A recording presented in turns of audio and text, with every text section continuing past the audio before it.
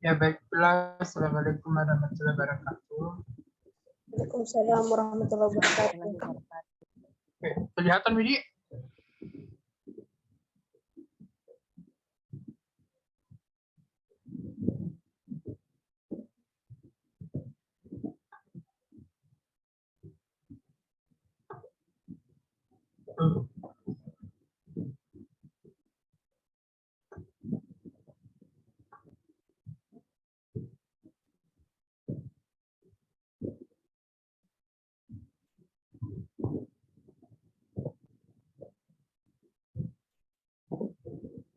Kelihatan?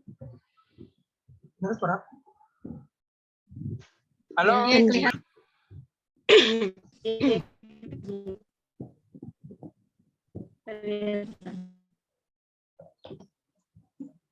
Mana orang?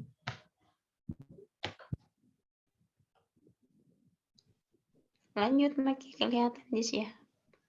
Oh, ada orang jahat. Oke, baiklah. Assalamualaikum warahmatullahi wabarakatuh. Terima kasih atas kesempatannya. Saya akan mulai untuk mempresentasikan tentang teori belajar behavioristik dan implementasi dalam pembelajaran.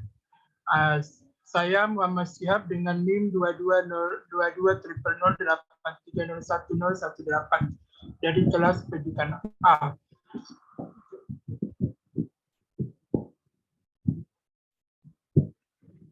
Ya, kita ke pendahuluan. Itu bagian latar belakang. Para ahli di bidang pendidikan banyak melakukan tentang belajar dan pembelajaran telah ditemukan dan pembelajaran telah ditemukan fakta bahwa terdapat kesulitan atau hambatan dalam menjelaskan proses pembelajaran. Belajar merupakan suatu proses perubahan pola pikir baru setiap individu sehingga mereka mendapatkan pengalaman atau memori yang diingat agar tidak mengulang kesalahan yang sama. Sedangkan pembelajaran itu merupakan suatu sistem yang membantu individu dalam belajar dan berinteraksi dengan sumber belajar serta lingkungannya. Proses pembelajaran dimulai sejak dini sampai manusia telah tiada. Setiap manusia memiliki kapasitas proses belajar yang berbeda-beda, oleh karena itu bermunculanlah yang namanya teori-teori belajar. Nah, teori adalah seperangkat azas yang tersusun tentang kejadian-kejadian tertentu dalam dunia nyata. Ini menurut MC Keys dalam Grendel tahun 1995 di halaman 5, yaitu yang dikemukakan oleh Hamzah Uno tahun 2006 halaman 4. Nah, sedangkan menurut Hamzah tahun 2003 halaman 6 menyatakan bahwa teori merupakan seperangkat proposisi yang di dalamnya memuat tentang ide, konsep, prosedur dan prinsip yang terdiri dari satu atau lebih variabel yang saling berhubungan satu sama lainnya dan dapat dipelajari, dianalisis, dan diuji serta dibuktikan kebenarannya. Dari dua pendapat tersebut dapat ditarik adalah teori itu adalah seperangkat asas tentang kejadian-kejadian yang di dalamnya membuat ide, konsep, prosedur, dan prinsip-prinsip yang dapat dipelajari, dianalisis, dan diuji kebenarannya. Nah, teori belajar adalah suatu teori yang di dalamnya terdapat tata cara pengaplikasian kegiatan belajar mengajar antara guru dan siswa atau peserta didik. Nah, perancangan metode pembelajaran yang akan dilaksanakan di kelas maupun di luar kelas. Dari sekian banyaknya teori belajar, di sini saya akan membahas tentang teori belajar behavioristik. Nah, teori belajar behavioristik adalah sebuah teori yang dicetuskan oleh Geek dan Berliner tentang perubahan tingkah laku sebagai hasil dari sebuah pengalaman. Nah, teori ini lalu berkembang menjadi aliran psikologi belajar yang berpengaruh terhadap arah pengembangan teori dan praktek dalam pendidikan dan pembelajaran yang dikenal sebagai aliran behavioristik. Nah, aliran ini menekankan pada terbentuknya perilaku yang tampak sebagai hasil belajar. Disinilah metode behavioristik ini sangat penting atau sangat cocok untuk memperoleh kemampuan yang membutuhkan praktek dan pembiasaan. Kemudian dari latar belakang yang saya paparkan, muncullah beberapa rumusan masalah. Yang pertama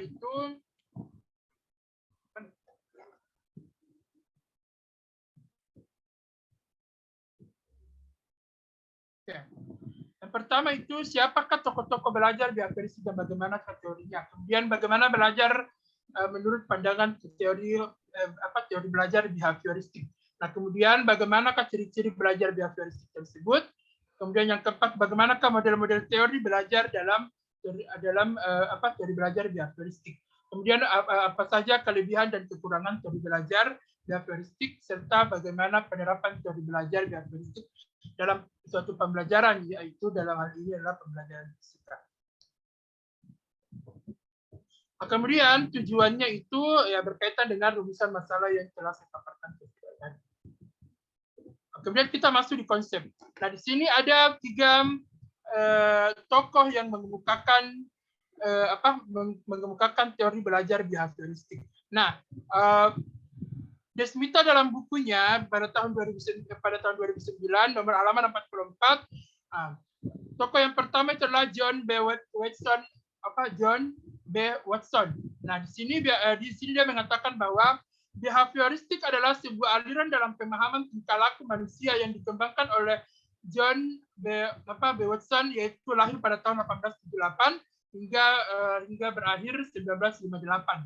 Nah, seorang ahli psikologi Amerika pada tahun 1930. Nah, dia di sini mengemukakan teori belajar behavioristik pada tahun 1930. Sebagai reaksi atas teori psikodinamika. Behavioristik ini berfokus pada peran dari belajar dan menjelaskan tingkah laku manusia. Asumsi dasar mengenai tingkah laku menurut teori ini bahwa tingkah laku sepenuhnya ditentukan oleh aturan-aturan yang diramalkan dan dikendalikan. Menurut Watson dan para ahli lainnya meyakini bahwa tingkah laku manusia merupakan hasil dari pembawaan genetis dan pengaruh lingkungan atau situasional. Tingkah laku di sini dikendalikan oleh kekuatan-kekuatan yang tidak rasional. Hal ini didasari dari pengaruh lingkungan yang membentuk dan memanipulasi tingkah laku. Manusia di sini adalah sebagai makhluk reaktif yang tingkah lakunya dikontrol oleh faktor-faktor yang berasal dari luar. Salah satu faktor tersebut yaitu faktor lingkungan yang menjadi penentu dari tingkah laku manusia. Berdasarkan pemahaman ini, kepribadian individu dapat dikembalikan kepada hubungan antara individu dan lingkungannya. Hal yang mempengaruhi perkembangan kepribadian individu semata-mata bergantung pada lingkungan.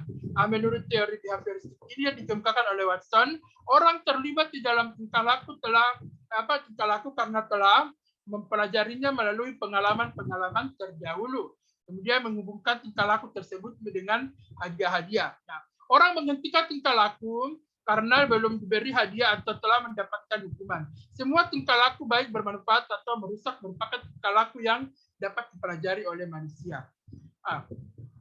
Dalam karya Putrayasa tahun 2013 halaman 46, menurut Watson, belajar sebagai proses interaksi antara stimulus dengan respon. Stimulus dan respon yang dimaksud harus dapat diamati dan dapat diukur. Oleh sebab itu, seseorang mengakui adanya perubahan-perubahan mental dalam diri selama proses belajar. Seseorang menganggap faktor tersebut sebagai hal yang tidak perlu diperhitungkan karena tidak dapat diamati. Watson di sini adalah seorang behavioris murni. Behavioris murni. Kajiannya tentang belajar diajarkan dengan ilmu-ilmu lain seperti fisika atau biologi dan ilmu eksakta lainnya, yang sangat berorientasi pada pengalaman empirik semata, yaitu sejauh dapat diamati dan diukur. Nah, di sini Watson berasumsi bahwa hanya dengan cara demikianlah yang akan dapat diramalkan perubahan-perubahan yang terjadi setelah seseorang melakukan tindak belajar. Kemudian tokoh yang kedua yaitu Ivan Pavlov. Nah, di sini Ivan Pavlov lahir tahun 1849, kemudian wafat tahun 1936.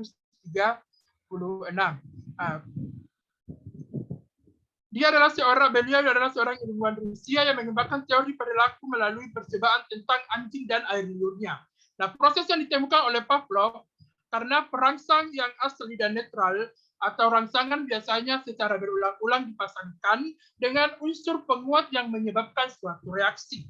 Nah, perangsang netral disebut perangsang bersyarat atau terkondisionir, yang disingkat dengan condition stimulus atau CS. Penguatnya adalah perangsang tidak bersyarat atau biasa disebut dengan unconditioned stimulus atau US. Reaksi alami atau reaksi yang tidak dapat dipelajari disebut reaksi bersyarat atau disebut dengan condition response atau CR. Di sini Pavlov mengaplikasikan istilah-istilah tersebut sebagai suatu penguat. Maksudnya setiap agen seperti makanan yang mengurangi sebagian dari suatu kebutuhan.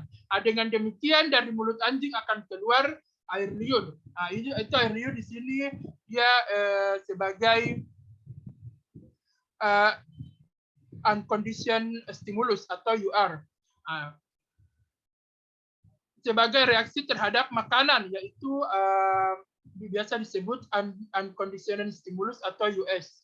Nah, apabila suatu rangsangan netral seperti sebuah bel atau sebuah bel, dia di sini dikategorikan sebagai CS, diujikan bersamaan dengan waktu penyajian, maka peristiwa ini akan memunculkan air liur. Itu menurut Desmita pada bukunya tahun 2005, halaman 55. Kemudian di halaman pada buku Desmita tahun 2005 di halaman 56, dia mengatakan bahwa melalui paradigma conditioning klasiknya, Pavlov memperhatikan anjing dapat dilatih mengeluarkan air liur, bukan terhadap perangsang semula atau makanan, melainkan terhadap perangsang bunyi. Hal ini terjadi pada waktu memperlihatkan makanan kepada anjing sebagai rangsang yang menimbulkan air liur. Nah, dilanjutkan dengan membunyikan lonceng atau berkali-kali. Akhirnya anjing yang akan mengeluarkan air liur apabila mendengar bunyi lonceng atau bel tersebut. Walaupun makanan tidak diperlihatkan atau diberikan. Di sini terlihat bahwa rangsang makanan telah berpindah ke rangsang bunyi untuk memperlihatkan jawaban-jawaban yang sama, yakni pengeluaran air liur. Nah, paradigma conditioning klasik ini menjadi paradigma bermacam-macam membentuk suatu tingkah laku yang merupakan rangkaian dari satu kepada yang lain. Conditioning klasik ini berhubungan pula dengan susunan syaraf tak sadar serta otot-ototnya. Dengan demikian, emosional merupakan sesuatu yang terbentuk melalui conditioning, melalui sebuah conditioning klasik. Zulhami tahun 2015 dalam bukunya dia mengatakan bahwa teori belajar pengkondisian klasik ini merujuk pada sejumlah prosedur pelatihan karena sebuah atau satu stimulus dan rangsangan muncul untuk menggantikan stimulus lainnya dengan mengembangkan suatu respon. Prosedur ini disebut klasik karena prioritas historisnya seperti dikembangkan oleh Pavlov. Nah, kata klasikal yang mengawali nama teori ini semata-mata dipakai untuk menghargai karya Pavlov yang dianggap paling dahulu di bidang conditioning atau upaya pengkondisian. Untuk membedakannya dari teori conditioning lainnya, perasaan orang belajar bersifat pasif karena untuk mengadakan respon perlu adanya suatu stimulus tertentu. Nah, sedangkan mengenai penguat menurut Pavlov, bahwa stimulus yang tidak terkontrol atau unconditioned stimulus merupakan mempunyai hubungan dengan penguatan. Nah, stimulus yang menyebabkan adanya pengulangan tingkah laku dan berfungsi sebagai penguat. Oke. Kemudian dalam buku Desmita tahun 2005 halaman 57, dia juga mengatakan bahwa ada tokoh yang ketiga yaitu B.F. Skinner. Nah, di sini Skinner mengatakan bahwa Desmita mengatakan bahwa Skinner adalah seorang psikolog dari Harvard yang telah berjasa mengembangkan teori perilaku Watson. Pandangannya tentang kepribadian disebut dengan behaviorisme radikal. Nah, behaviorisme di sini dia menekankan bahwa studi ilmiah tentang respon perilaku yang dapat diamati dan determinan lingkungan. Dalam behaviorisme Skinner, pikiran sadar atau tidak sadar tidak dapat diperlukan untuk menjelaskan perilaku dan perkembangan. Menurut Skinner, perkembangan adalah perilaku. Oleh karena itu, para behavioris yaitu yakni bahwa perkembangan dipelajari dari sering berubah sesuai dengan pengalaman-pengalaman dalam sebuah lingkungan. Untuk mendemonstrasikan kondisian operan di laboratorium, Skinner meletakkan seekor tikus yang lapar dalam sebuah kotak yang disebut kotak Skinner. Di dalam kotak tersebut, tikus dibiarkan melakukan aktivitas berjalan dan menjelajahi sekitar keadaan sekitar. Nah, dalam aktivitas itu, tikus tanpa sengaja menyentuh suatu tuas dan menyebabkan keluarnya makanan.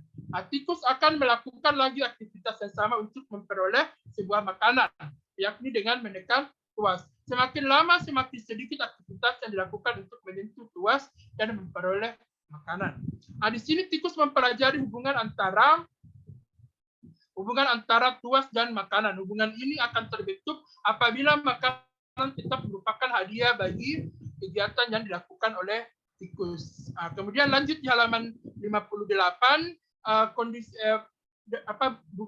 buku karya Desmita tahun 2005, conditioning operan juga melibatkan proses-proses belajar dengan menggunakan otot-otot secara sadar yang memunculkan respons yang diikuti oleh pengulangan untuk penguatan. Hal ini masih dipengaruhi oleh rangsang-rangsang yang ada dalam sebuah lingkungan, yakni kondisi dan kualitas serta penguatan terhadap rangsangnya rangsangnya mempengaruhi jawaban-jawaban yang akan diperlihatkan.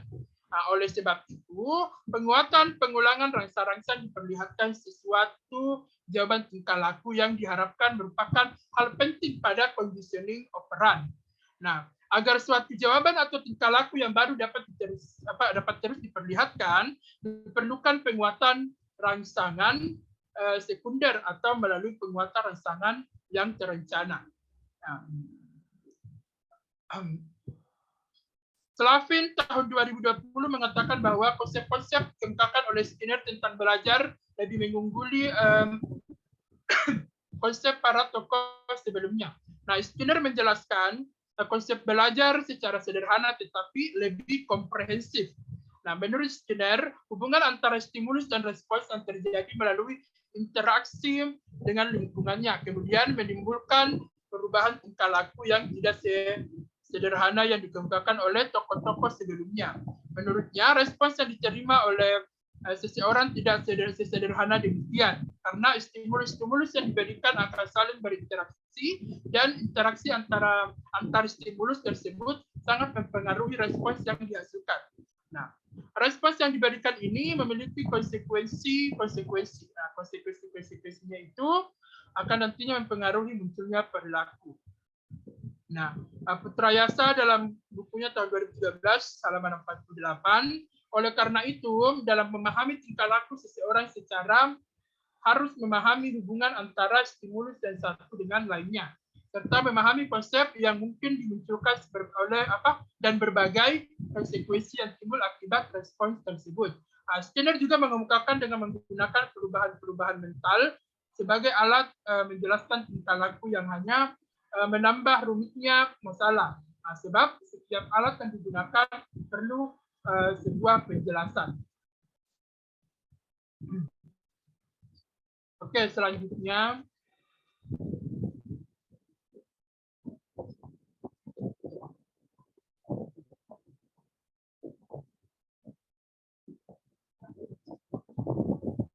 Ya, belajar menurut teori behavioristik.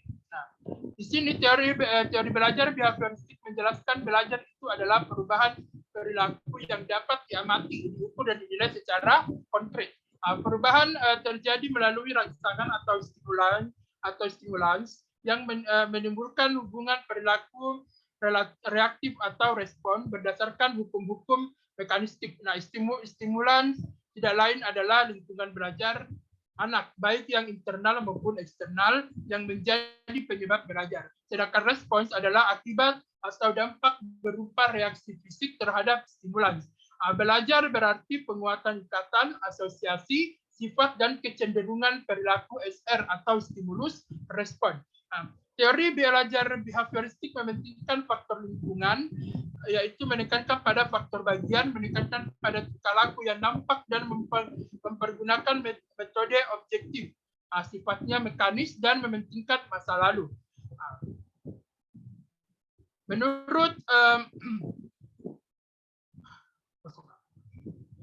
Menurut teori behavioristik ini adalah perubahan tingkah laku sebagai akibat dari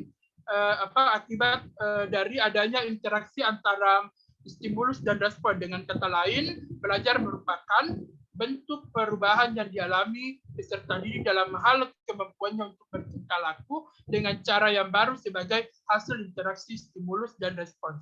Seseorang dianggap telah belajar sesuatu jika orang tersebut dapat menunjukkan perubahan tingkah lakunya. Sebagai contoh, anak belum dapat berhitung perkalian, walaupun ia sudah belajar giat dengan giat dan gurunya sudah mengajarkannya dengan tekun. Namun jika anak tersebut belum dapat mempraktikkan perhitungan perkalian, maka ia belum dianggap belajar, karena anak tersebut belum dapat menunjukkan perubahan perilaku sebagai hasil belajarnya. Menurut teori ini, yang terpenting adalah masukan atau input yang berupa stimulus dan output atau keluaran yang berupa respon. Dari contoh tadi, stimulus itu adalah apa saja yang diberikan guru kepada siswa, misalnya daftar perkalian, alat peraga, pedoman kerja, atau cara-cara tertentu. Untuk membantu suatu belajar siswa terhadap stimulus yang diberikan oleh guru tersebut. Menurut teori behavioristik, apa yang terjadi di antara stimulus dengan respon dianggap tidak penting diperhatikan karena tidak dapat diamati dan tidak dapat diukur. Yang dapat diamati di sini adalah hanyalah stimulus dan respon. Oleh sebab itu, apa saja yang diberikan guru, di mana guru ini sebagai stimulus, dan apa saja yang dihasilkan oleh peserta didik dalam hal ini sebagai respon. Semuanya harus dapat diamati dan diukur. Nah, teori behavioristik ini mengutamakan pengukuran sebagai sebab pengukuran merupakan suatu hal yang penting untuk melihat terjadi tidaknya perubahan tingkah laku. Faktor lain yang dapat dianggap penting dalam aliran behavioristik ini adalah faktor penguatan atau reinforcement. Penguatan ini adalah apa saja yang dapat memperkuat timbulnya respon. Bila penguatan ditambahkan atau biasa disebut dengan positive reinforcement, itu maka respon akan semakin kuat. Begitu juga apabila diberikan penguatannya dikurangi atau negative reinforcement, respon itu pun akan tetap dikuatkan. Selanjutnya,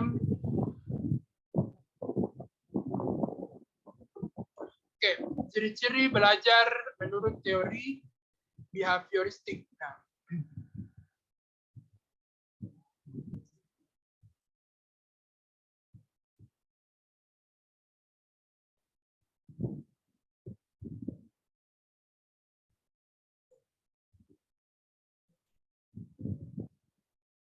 Teori belajar behavioristik di sini ada 3 ciri-cirinya. Saya jelaskan bahwa di sini teori belajar behavioristik melihat semua tingkah laku manusia dapat ditelusuri dari bentuk refleks. Dalam psikologi, teori belajar behavioristik disebut juga dengan teori pembelajaran yang didasarkan pada tingkah laku dan diperoleh dari pengkondisian lingkungan. Pengkondisian terjadi melalui interaksi dengan lingkungan. Hal ini dapat dilihat secara sistematis dan dapat diamati dengan tidak mempertimbangkan keseluruhan keadaan mental. Menurut Ahmadi dalam bukunya tahun 2003 halaman 46, teori belajar behavioristik memiliki ciri-ciri, ada 3. Yang pertama, aliran ini dapat mempelajari perbuatan manusia bukan dari kesadarannya, melainkan melainkan mengamati perbuatan manusia, bukan dari, melainkan mengamati perbuatan dan tingkah laku yang berdasarkan kenyataan. Pengalaman-pengalaman batin dikesampingkan, serta gerak-gerak gerak-gerak pada tubuh yang akan dipelajari. Oleh sebab itu, behaviorisme di sini biasa disebut dengan ilmu jiwa tanpa jiwa.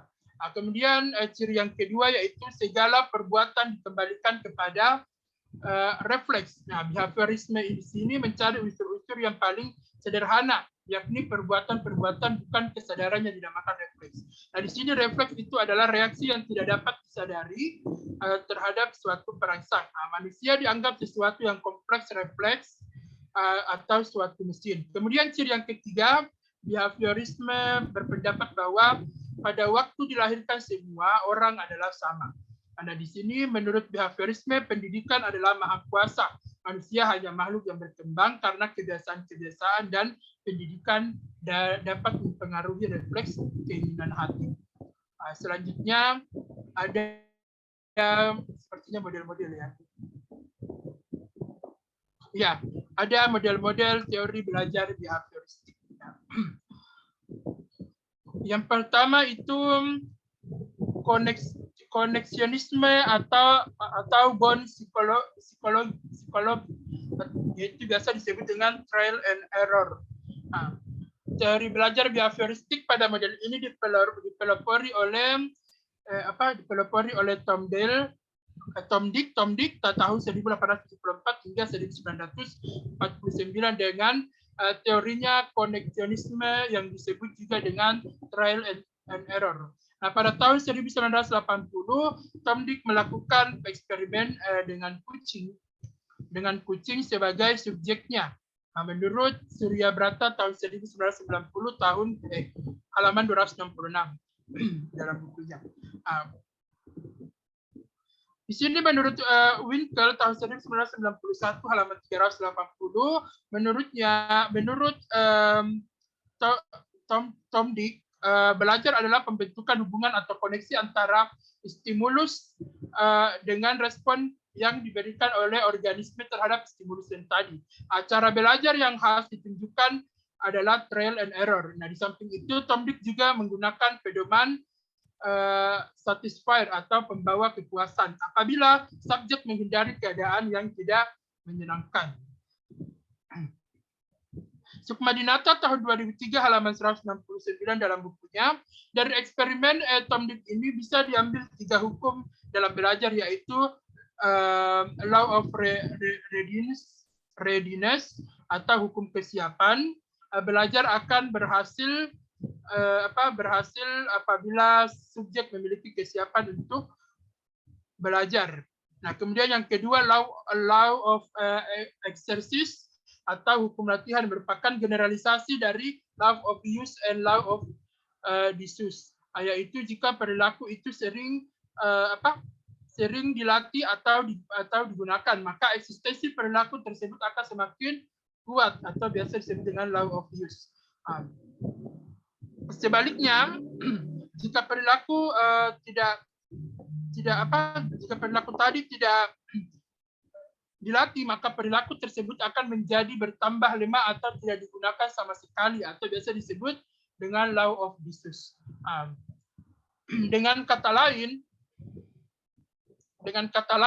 belajar akan berhasil apabila banyak latihan atau ulangan. Nah, kemudian yang ketiga itu law of effect, yaitu jika respon menghasilkan efek yang memuaskan, maka hubungan antara stimulus dan respon akan semakin kuat. Nah, sebaliknya, jika respon menghasilkan efek yang tidak memuaskan, maka semakin lemah hubungan antara stimulus dengan respon tersebut. Ini menurut Surya Brata tahun 1997 dalam bukunya di halaman 271.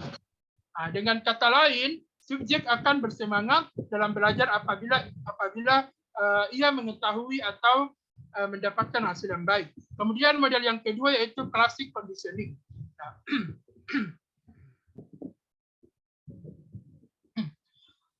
Menurut Muhyiddin Syah tahun 2004 dalam bukunya halaman 95, teori ini dikemukakan oleh Ivan Pavlov tahun 1849 hingga 1936. Menurut Teres pada tahun 1973, classical conditioning adalah sebuah prosedur penciptaan refleks baru dengan cara mendatangkan stimulus sebelum terjadinya refleks tersebut. Teori ini dihasilkan berdasarkan pada eksperimen terhadap anjing. Kemudian menurut Surya Brata tahun 1990 dalam bukunya halaman 283, proses eksperimenter ini terhadap anjing itu secara alami, ketika anjing diberikan makanan, ia akan mengeluarkan air liur. Kemudian Pavlov mencoba dengan cara memberikan makanan selama 30 detik setelah metronom setelah metronom itu dibunyikan atau bel itu dibunyikan, maka terjadilah refleks pengeluaran air liur. Percobaan tersebut diulangi sebanyak 32 kali untuk 33 kalinya ternyata bunyi metronom saja telah dapat menyebabkan keluarnya air liur dan bertambah deras jika makanan tersebut diberikan. Kemudian Muhyiddin Syah tahun 2004 di bukunya halaman 97 sampai 98, dalam hal ini proses belajar berdasarkan eksperimen Pavlov menuntut pada dua hukum, yaitu yang pertama law of respondent conditioning, yaitu hukum pembiasaan yang dituntut. Di sini terjadi jika dua macam stimulus dihadirkan secara stimulan, maka refleks ketiga akan meningkat. Dalam hal ini, apabila bunyi metronom dan pemberian makanan dihadirkan secara bersamaan, maka keluarnya air liur sebagai respon yang dikehendaki akan meningkat. Kemudian yang kedua, yaitu law of respondent extinction atau biasa disebut yaitu hukum pemusnahan yang dituntut. Terjadi jika refleks yang sudah diperkuat melalui respondent conditioning didatangkan kembali tanpa menghadirkan reinforcer, maka kekuatannya akan menurun. Dalam hal ini, apabila bunyi metronom sebagai stimulus yang diadakan tidak dibarengi dengan pemberian makanan yang berfungsi sebagai reinforcer, maka respon yang dikehendaki yaitu intensitas keluarnya air liur akan menurun. Kemudian model pembelajaran model yang ketiga yaitu operant conditioning atau pembiasaan perilaku respon. Muhyiddin Syah tahun 2004 dalam bukunya halaman 99, selain dua model teori behavioristik tersebut yang saya paparkan tadi, muncul yang namanya B.F. Skinner, yang itu lahir tahun 1904 dengan teorinya operant conditioning atau pembiasaan perilaku respon yang mengadakan eksperimen terhadap tikus.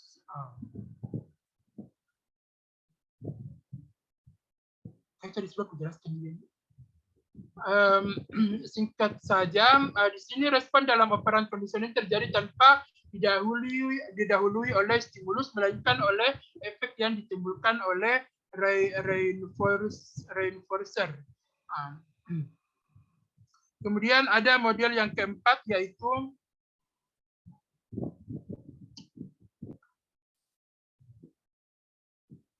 model yang keempat di sini menurut Edwin R. Guthrie tahun 1886 hingga 1959. 1886 hingga 1959. Contiguous conditioning di sini atau pembiasaan asosiasi dekat yang mengasumsikan terjadinya peristiwa belajar berdasarkan kedekatan hubungan antara stimulus dengan respon yang relevan. Di dalamnya terdapat prinsip kontiguitas atau contiguity, yang berarti kedekatan antara stimulus dan respon. Ini menurut Muhyiddin Syah dalam bukunya tahun 2004 halaman 101. Oleh karena itu, menurutnya peningkatan hasil belajar itu bukanlah hasil dari berbagai respon yang kompleks terhadap stimulus-stimulus yang ada. melainkan karena dekatnya asosiasi antara stimulus dengan respon yang diperlukan. Misalnya, seorang peserta didik diberi stimulus berupa penjumlahan 2+2, maka siswa akan atau peserta didik akan berespon dengan jawab 4. Hal ini menunjukkan adanya kedekatan antara stimulus dengan respon. Kemudian model yang ketiga menurut menurut Watson itu adalah stimulus and response bond theory. Nah, di sini Watson berpendapat bahwa belajar merupakan proses terjadinya refleks-refleks atau respon-respon bersyarat melalui stimulus pengganti. Menurut Sumanto tahun 1990 pada bukunya halaman 18, manusia dilahirkan dengan beberapa refleks dan reaksi-reaksi emosional berupa takut, cinta, dan marah, dan lain sebagainya. Semua tingkah laku lainnya terbentuk oleh hubungan-hubungan stimulus respon baru melalui yang namanya dengan istilah conditioning. Winkel tahun 1991 dalam bukunya halaman 381, menurut Watson, belajar dipandang sebagai cara menanamkan sejumlah ikatan antara perangsang dan reaksi, yaitu asosiasi-asosiasi tunggal dalam sistem susunan saraf. Kemudian model yang keenam yaitu social learning theory atau teori belajar sosial. Ternyata tahun 2012 dalam bukunya halaman 3, Albert Bandura dikatakan sebagai neo-behaviorisme. Muncul dengan teorinya yaitu social learning theory atau teori belajar sosial. Nah, teori ini merupakan kombinasi antara teori klasikal dan operant conditioning. Kemudian menurut Mahmud tahun 1989 dalam bukunya halaman 145, hal yang paling asas dalam teori ini adalah kemampuan seseorang untuk mengabstraksikan informasi dari perilaku orang lain, kemudian mengambil keputusan mengenai perilaku mana yang akan ditiru, yang selanjutnya akan dilakukan sesuai dengan pilihannya. Kemudian Muhyiddin Syah mengatakan dalam bukunya tahun 2004 halaman 106, di sini artinya tingkah laku manusia itu bukan semata-mata refleks otomatis atas stimulus atas stimulus respon, melainkan juga akibat reaksi yang timbul sebagai hasil interaksi antara lingkungan dengan skema kognitif manusia itu sendiri. Kemudian dilanjut dalam bukunya tahun halaman 107 bahwa pendekatan teori belajar sosial dapat terhadap proses perkembangan sosial dan moral peserta didik adalah dengan mengadakan conditioning atau pembiasaan merespon dan imitation atau peniruan. Dalam conditioning ini diperlukan adanya reward dan punishment. Sedangkan dalam imitasi atau peniruan, seorang guru dan orang tua memainkan peranan penting sebagai model yang akan dicontohkan oleh perilaku sosialnya. Oke, selanjutnya ya, kelebihan dan kekurangan teori belajar behavioristik. Nah, yang pertama yaitu kelebihannya. Kelebihannya yaitu ada 8. Yang pertama, membiasakan guru untuk bersikap jeli dan peka terhadap situasi dan kondisi belajar. Kemudian guru tidak membiasakan memberikan ceramah sehingga murid dibiasakan belajar mandiri. Jika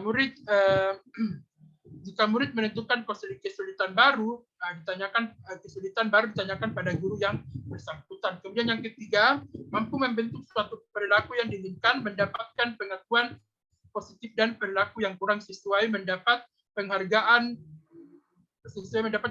negatif yang didasari pada perilaku yang tampak. Kemudian yang keempat, dengan melalui pengulangan dan pelatihan yang berkesinambungan dapat mengoptimalkan bakat dan kecerdasan peserta didik yang sudah terbentuk sebelumnya.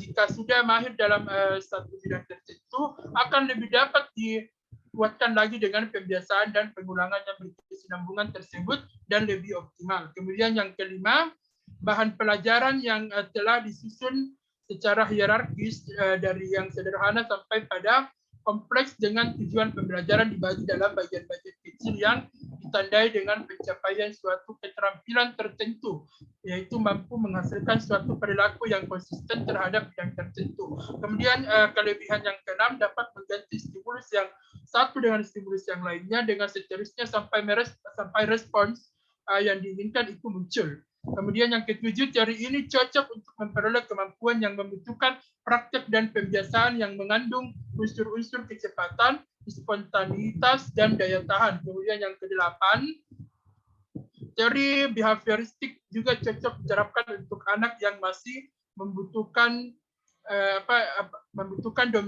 dominasi peranan orang dewasa, suka mengulangi dan harus dibiasakan, suka meniru dan suka dengan bentuk-bentuk pengulangan langsung. Kemudian ada pun kekurangannya, yaitu ada 9 poin, yaitu yang pertama, sebuah konsekuensi untuk menyusun bahan pelajaran dalam bentuk yang sudah siap. Kemudian yang kedua, tidak setiap pelajaran dapat menggunakan metode ini. Kemudian yang ketiga, murid berperan sebagai pendengar dalam proses pembelajaran dan menghafalkan apa didengar dan dipandang sebagai cara belajar yang efektif. Kemudian yang keempat, penggunaan hukuman yang sangat dihindari oleh para tokoh behavioristik justru dianggap sebagai Sihab. Iya, Bapak. Nanti ditunjuk temannya ya, yang beberapa ini karena saya masih rapat. Oh iya. Nanti di share siapa-siapa yang tampil, nanti di share di WA grup siapa yang tampil. Ini kan terrekor ya. Iya, Pak. Iya. Nanti dikirim hasil recordingnya. Oh iya, Pak. Iya. Ya, nanti kasih. dibuatkan di Google Drive ya. Iya, saya lanjut.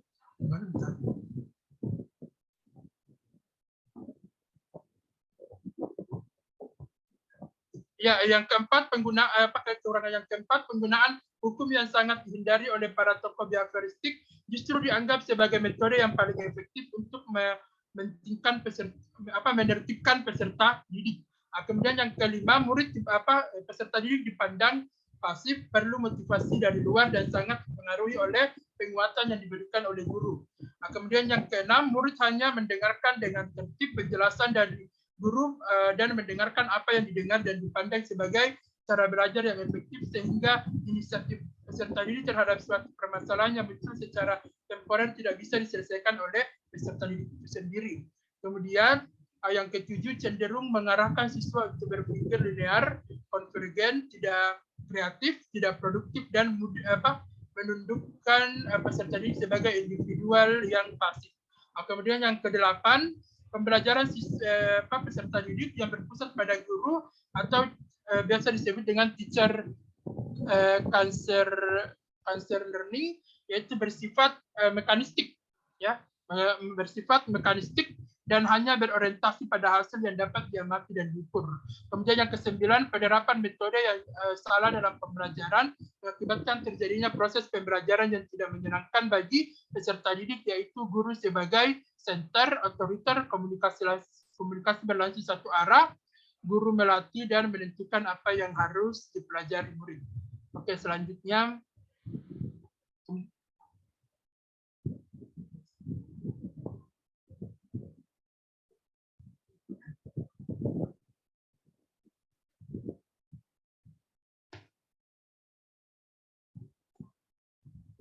Tunggu dulu buang air dulu.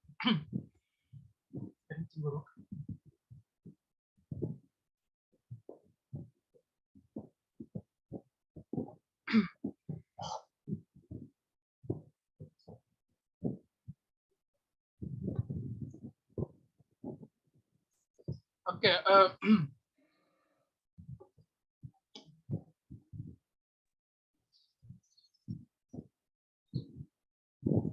selanjutnya, penerapannya atau implementasinya dalam pembelajaran, yaitu dalam hal ini adalah pembelajaran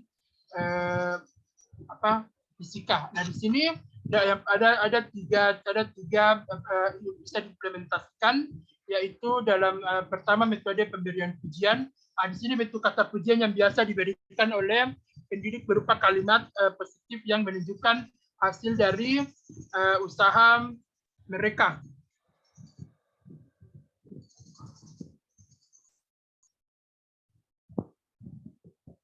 Kemudian penghargaan, yaitu ada pun bentuk penghargaan yang dapat diterapkan bermacam-macam seperti tepuk tangan, nilai para pendidik, cerita, bisa juga seperti stempel motivasi.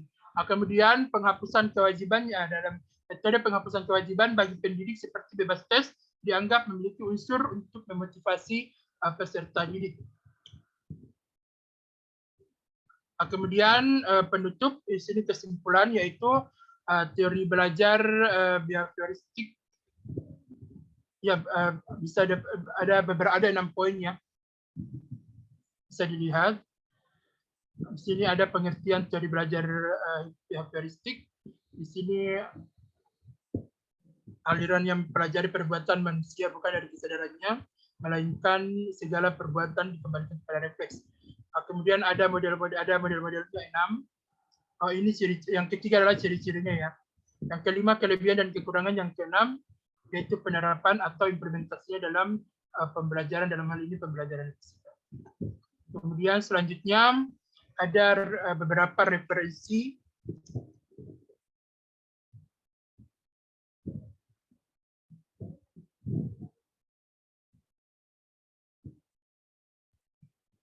ya, ada kurang lebih 20 referensi ya. Oke, mungkin cukup sekian dan terima kasih. Wassalamualaikum warahmatullahi taala wabarakatuh.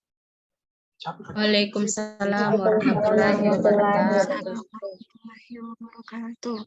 Langsung ditunjuk atau apa?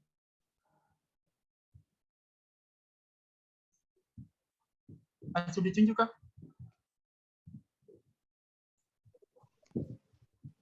Iya, beda tadi Syihab. Oke. Ya, saya tunjuk Saudari Nur Fauziah. Bisa dipersilakan Saudari Nur Fauziah.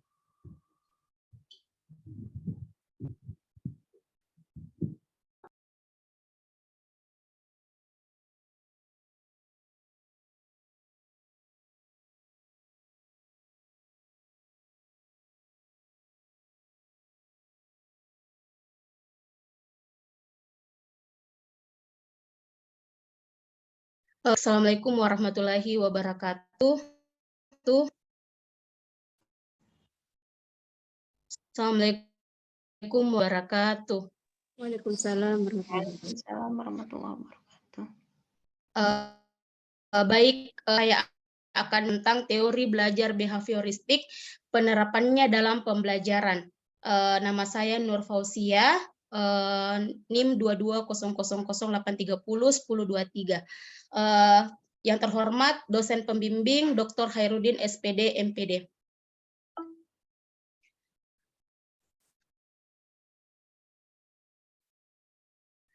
Pendahuluan, latar belakang, teori belajar behavioristik adalah sebuah teori yang dicetuskan oleh Geek dan Berliner tentang perubahan tingkah laku sebagai hasil dari pengalaman. Teori ini lalu berkembang menjadi aliran psikologi belajar yang berpengaruh terhadap arah perkembangan teori dari praktek pendidikan dan pembelajaran yang dikenal sebagai aliran behavioristik.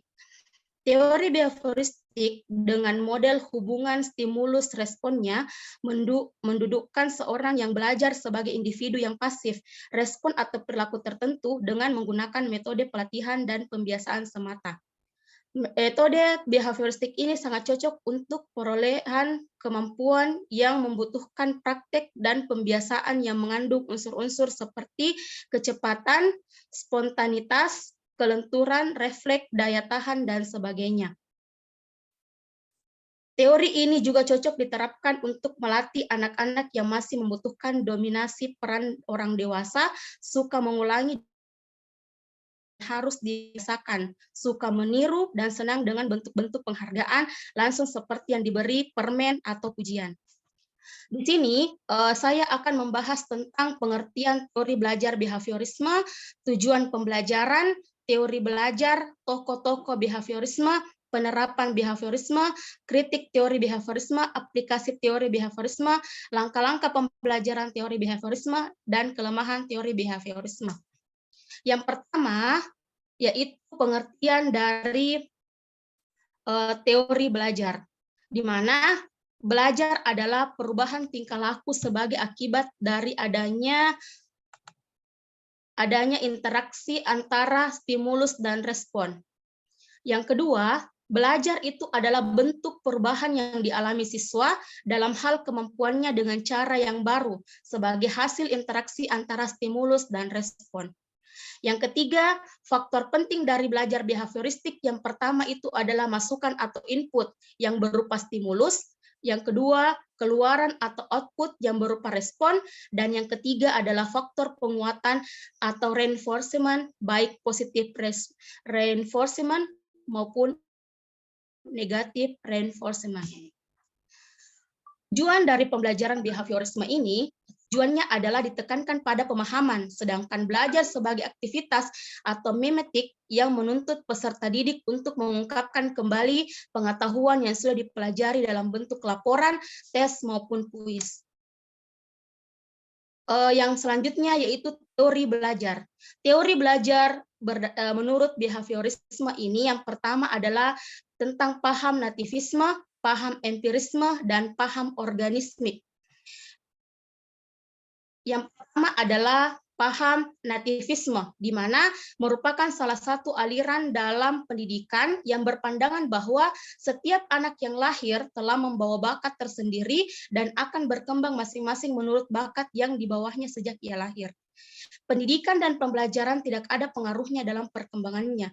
Contohnya adalah jika kedua orang tua anak itu seorang yang pandai, maka anaknya memiliki pembawaan seperti seorang yang pandai pula. Adapun pewarisan dari paham nativisme ini, yang pertama adalah pewarisan yang bersifat jasmania seperti warna kulit, bentuk tubuh, dan lain sebagainya. Yang kedua, pewarisan yang bersifat intelektual seperti kecerdasan dan kebodohan. Yang ketiga, pewarisan yang bersifat alamiah atau internal. Dan yang keempat, pewarisan yang bersifat tingkah laku, dan yang kelima adalah pewarisan yang bersifat sosiologis atau eksternal. Yang menurut Monat dalam Lubis tahun 2020, teori nativisme beranggapan bahwa di dalam diri individu manusia terdapat suatu inti pribadi. Dinyatakan bahwa perkembangan manusia merupakan pembawaan sejak lahir atau bakat, sehingga setiap manusia akan memiliki beberapa pembawaan. Yang pertama itu adalah mampu memunculkan bakat yang dimiliki. Yang kedua, mewujudkan diri yang berkompetensi, yang ketiga mendorong manusia dalam menentukan pilihan hidup, dan yang keempat adalah mendorong manusia mengenal bakat minat yang dimiliki. Adapun perkembangan manusia menurut nativisme ada namanya faktor genetik, yang kedua faktor kemampuan anak, dan yang ketiga adalah faktor pertumbuhan anak. Selanjutnya adalah paham empirisme. Paham empirisme adalah suatu aliran dalam filsafat yang menyatakan bahwa dari pengalaman indera manusia. Secara etimologi, istilah empirisme berasal dari bahasa Yunani, yaitu empiria, yang berarti pengalaman. Dalam empirisme, kebenaran hanya dapat diperoleh melalui pengalaman. Seorang anak berkata kasar karena ia mendapat pengalaman serupa, entah dari keluarga atau temannya. Contoh yang selanjutnya adalah kita percaya bahwa kura-kura jalannya lambat karena punya pengalaman melihat cara berjalan reptil ini. Dan yang ketiga, manusia meyakini bahwa interaksi sosial bisa terjadi antara individu karena pernah mengalami dan melihatnya secara langsung. Dan yang keempat adalah tindakan dan perilaku seorang anak didasarkan pada pengalaman serta pengamatannya terhadap lingkungan sekitar. Yang selanjutnya adalah paham organismik, di mana paham organismik ini adalah pandangan yang menganggap bahwa manusia merupakan suatu keseluruhan atau gestalt yang lebih daripada hanya penjumlahan dan bagian-bagiannya. Paham organismik menekankan kesatuan, integrasi, konsistensi, dan koherensi pada kepribadian yang normal. Adapun tokoh-tokoh dari behavioristik yaitu adalah Ivan Pavlov, John R. Watson, Edward L. Turdick, dan Skinner. Adapun ini bisa dilihat pada makalah saya.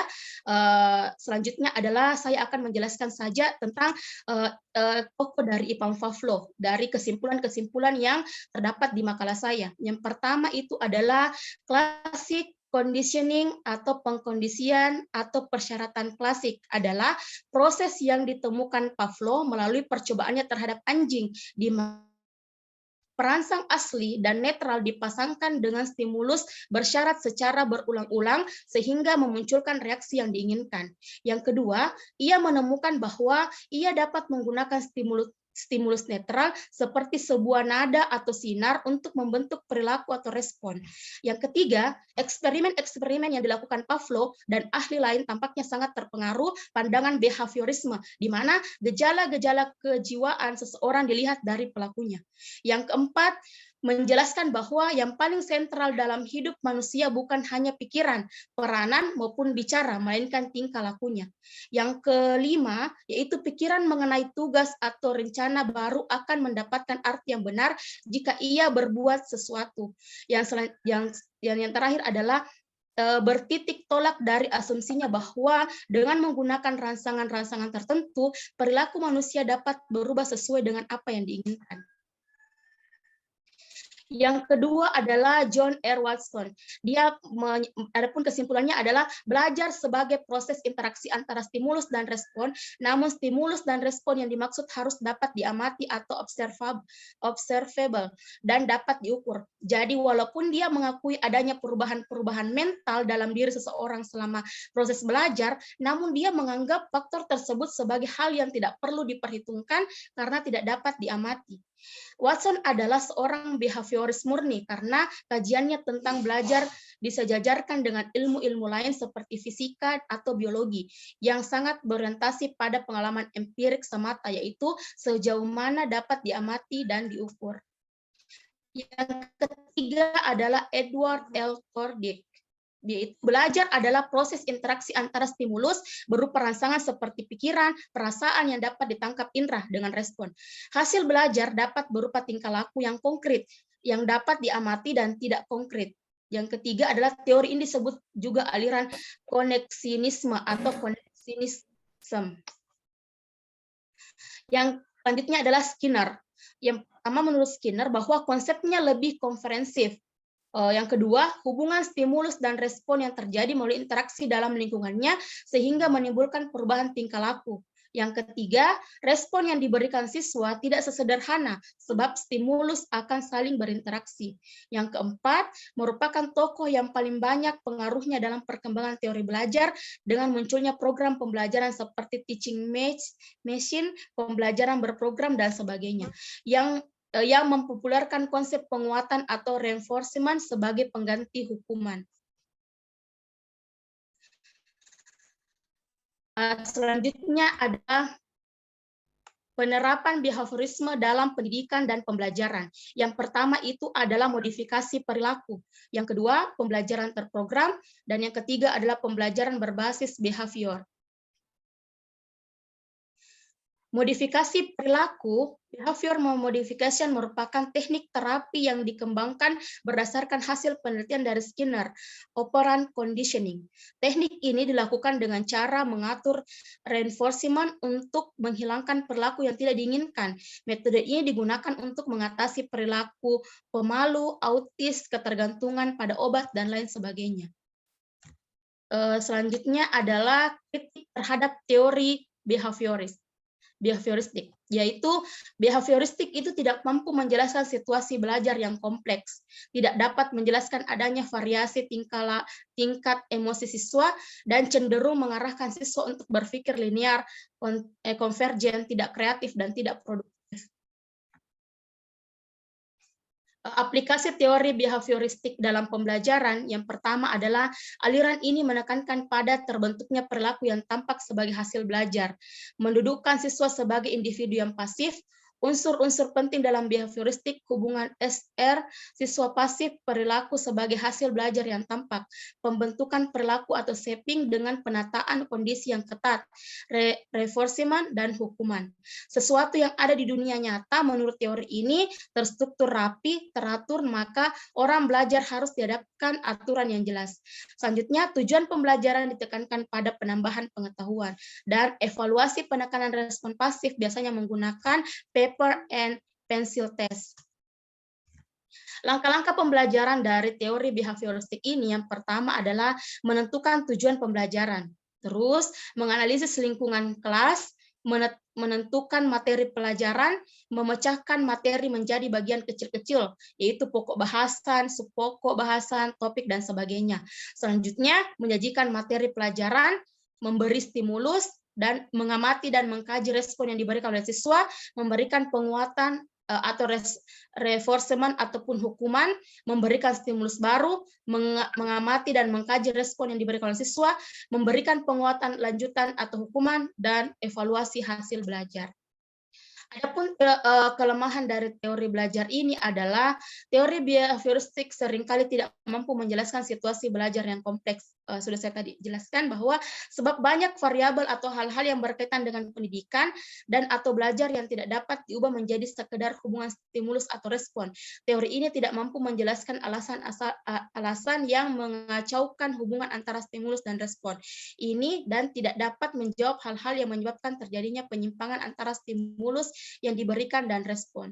Dari teori ini cenderung mengarahkan siswa untuk berpikir linear, konvergen, dan tidak kreatif, tidak produktif,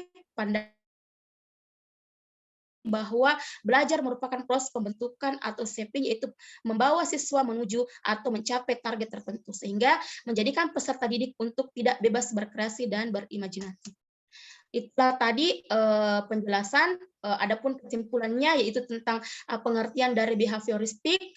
Teori behavioristik ada 4 landasannya, yaitu konektivisme, pengkondisian, penguatan, dan operan conditioning. Dan yang ketiga, menurut teori belajar behavioristik, belajar merupakan suatu proses perubahan tingkah laku. Aplikasi dari teori behavioristik ini adalah seperti tujuan pembelajaran, sifat materi pelajar, karakteristik pembelajar, media dan fasilitas pembelajaran tersedia. Tujuan dan pembelajaran menurut teori behavioristik ditekankan pada penambahan pengetahuan, sedangkan belajar sebagai aktivitas sinematik yang menuntut pelajar untuk mengungkapkan kembali pengetahuan yang sudah dipelajari dalam bentuk laporan, kuis, atau tes. Itulah tadi yang sempat saya presentasikan, kurang lebihnya mohon dimaafkan. Assalamualaikum warahmatullahi wabarakatuh. Saya kembalikan kepada ketua tingkat. Ya, selanjutnya siapa lagi bagus? Miftahul Khairia. Iya, hadir. Siap, Ji? Ya. Oke, Ya, siap. Dipersilakan dengan hormat.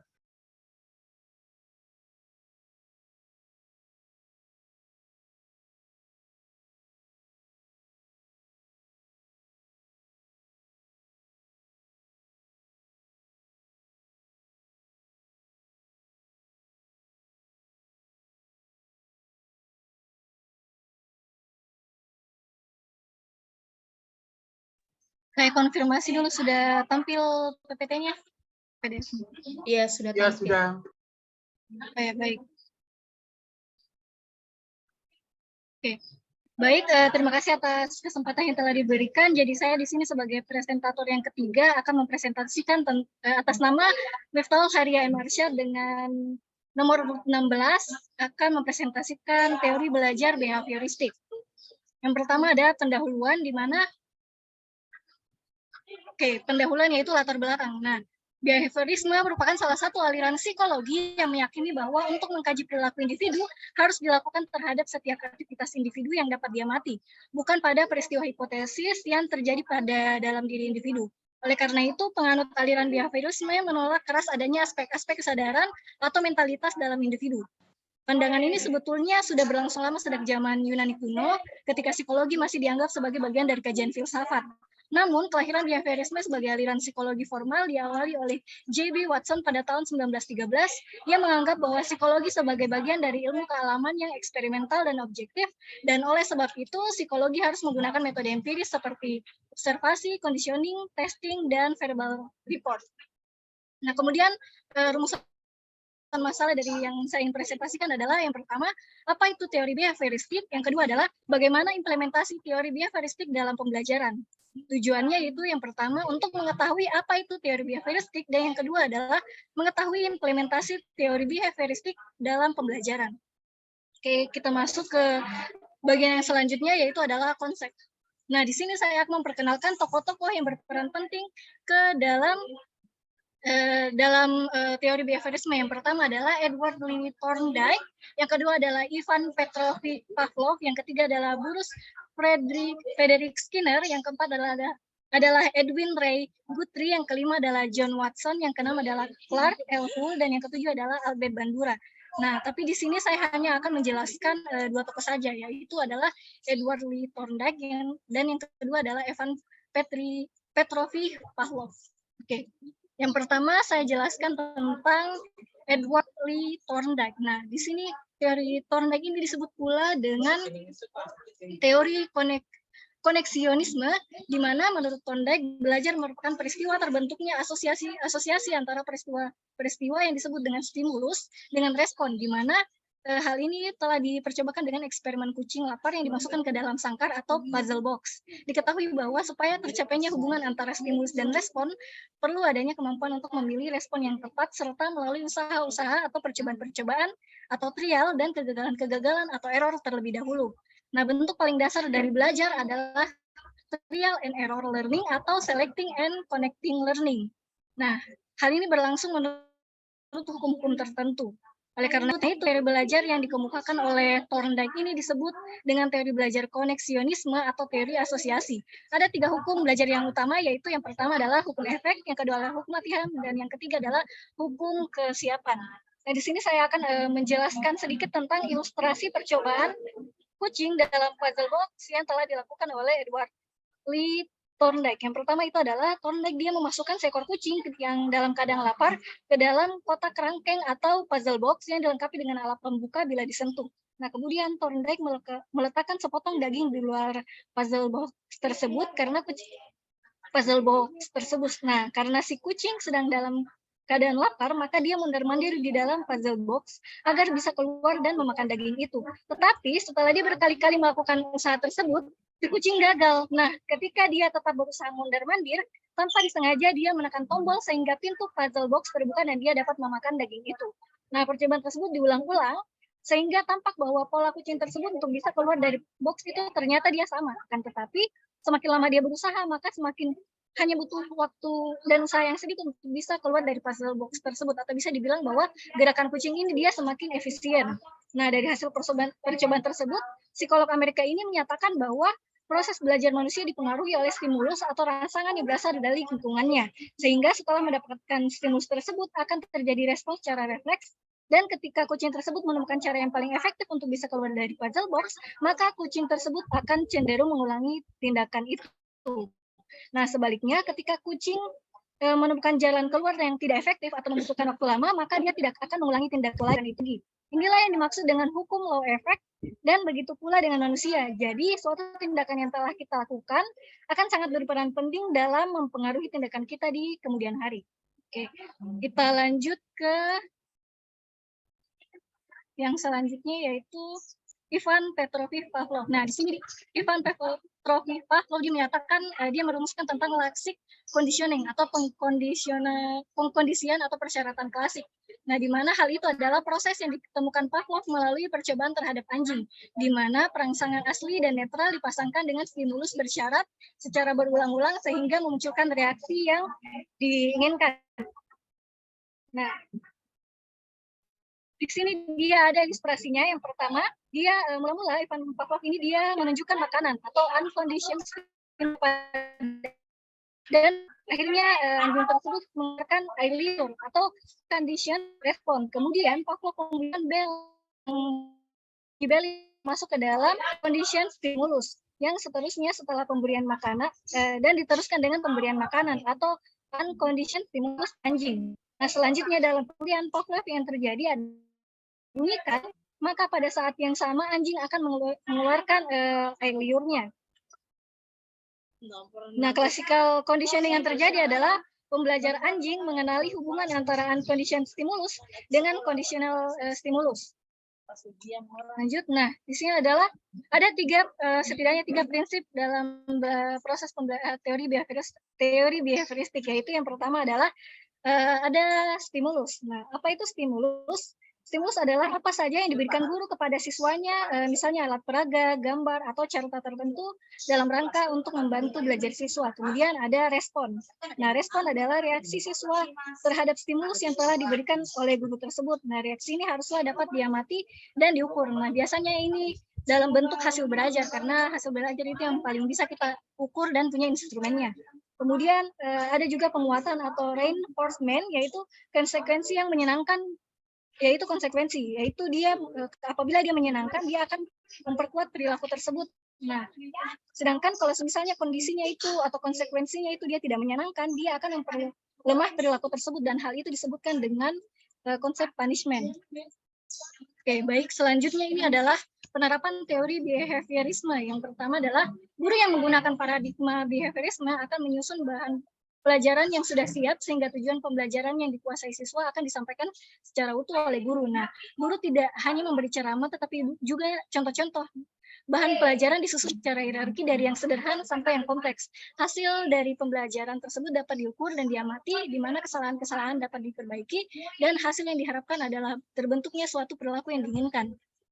Metode behaviorisme ini sangat cocok untuk memperoleh kemampuan yang membutuhkan praktek dan pembiasaan yang mengandung unsur kecepatan, spontanitas, kelenturan, daya tahan, dan daya tahan. Contohnya itu percakapan bahasa asing, mengetik, menari, menggunakan komputer, berenang, olahraga, dan sebagainya. Teori ini juga cocok diterapkan untuk melatih anak-anak yang masih membutuhkan dominasi dari orang dewasa, suka mengulangi dan harus dibiasakan, suka meniru, dan senang dengan bentuk-bentuk penghargaan langsung. Kita beralih ke penutup, yaitu kesimpulan, behaviorisme adalah paham yang menekankan pada perubahan tingkah laku yang didasari oleh prinsip stimulus dan respon. Teori belajar behavioristik memandang individu sebagai makhluk reaktif yang memberikan respon terhadap lingkungan, pengalaman, dan pemeliharaan akan membentuk perilaku mereka.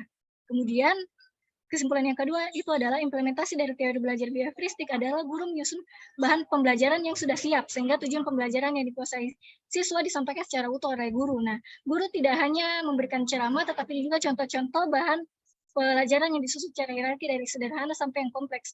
Hasil pembelajaran dapat diukur dan diamati, kesalahan dapat diperbaiki, dan hasil yang diharapkan adalah terbentuknya suatu perilaku yang diinginkan. Baik, ini adalah daftar pustaka dari materi-materi yang saya susun. Ya, itu saja presentasi dari saya. Sekian dan terima kasih. Oke, kita tambah satu pemateri atau oh iya ada satu pemateri. Salah namanya Pak Hai. Ya, silakan pemateri berikut. Baik, bismillahirrahmanirrahim. Assalamualaikum warahmatullahi wabarakatuh. Waalaikumsalam. Baik, saya akan mempresentasikan dari pembelajaran behavioristik dan aplikasinya dalam pembelajaran. Nah, ada pun topik-topik yang akan saya bahas. Yang pertama, pendahuluan. Yang kedua, pengertian teori behavioristik. Yang ketiga, tokoh-tokoh dalam teori behavioristik. Kemudian, penerapan teori behavioristik dalam pembelajaran. Yang kelima, kelebihan dan kekurangan teori belajar behavioristik. Dan yang terakhir, penutup. Nah, yang pertama, pendahuluan. Latar belakang. Pendidikan merupakan proses pemberdayaan manusia yang bertujuan untuk meningkatkan taraf dan mutu kehidupan. Perkembangan pendidikan yang saat ini begitu pesat berdasarkan pada proses pembelajaran sebagai inti dari berhasil atau tidaknya sistem pendidikan yang telah ditetapkan. Dalam proses pembelajaran, teori pembelajaran merupakan hal krusial yang perlu dipahami dengan baik. Teori pembelajaran akan menentukan proses pembelajaran dapat terjadi. Untuk itu, sebelum merancang pembelajaran, sebaiknya guru menguasai teori tentang belajar agar dapat mempertanggungjawabkan secara ilmiah perilaku mengajarnya di depan kelas. Baik, yang kedua, pengertian, yaitu pengertian teori belajar behavioristik. Teori belajar behaviorisme merupakan teori yang menjelaskan mengenai pembelajaran dalam kaitannya dengan peristiwa-peristiwa lingkungan. Teori behaviorisme memberikan penekanan pada keadaan lingkungan yang berkaitan erat dengan proses pembelajaran. Ini menurut SAN 2012. Menurut NAHA 2016, teori belajar behaviorisme merupakan teori belajar yang menuntut seorang guru memberikan rangsangan karena dari stimulus diamati berdasarkan tujuan untuk melihat dan ada tidaknya perubahan tingkah laku yang signifikan. Kemudian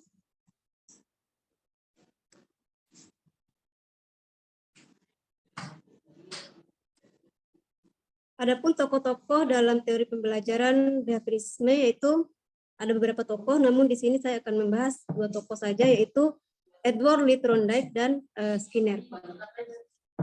Menurut Thorndike, belajar adalah proses interaksi antara stimulus, yaitu segala hal yang dapat merangsang terjadinya belajar seperti pikiran, perasaan, dan gerakan, dengan respon atau reaksi yang dimunculkan anak ketika belajar seperti pikiran, perasaan, dan juga gerakan atau tindakan.